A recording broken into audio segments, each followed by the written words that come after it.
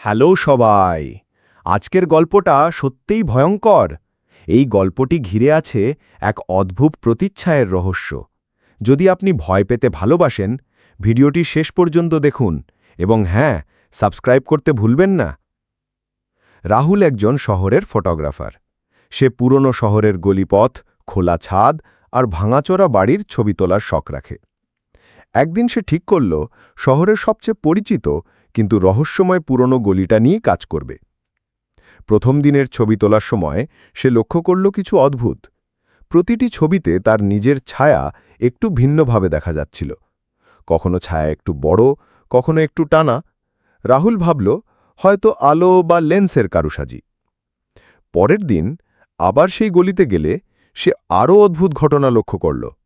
তার ছায়া আজ যেন ভিন্নভাবে আচরণ করছে। যখন সে ছবি তুলল, ছায়া নিজে থেকে হেসে উঠল, একটি অস্বাভাবিক ভয়ঙ্কর হাসি। রাহুল রাতে ঘরে ফিরে কম্পিউটারে ছবি দেখল। প্রতিটি ছবিতে তার ছায়া যেন তার জীবনের অন্ধকার মুহূর্তগুলো আবার পুনরায় জীবিত করছে।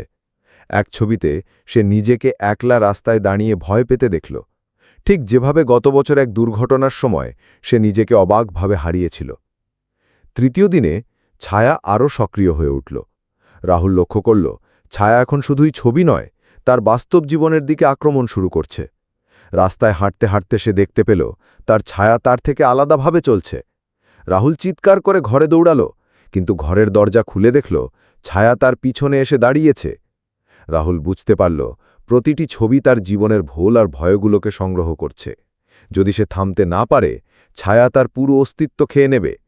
সে তার পুরনো ফটোগ্রাফি ড্রাইভ খুঁজে বের করল এবং ছবি ধ্বংস করতে শুরু করল।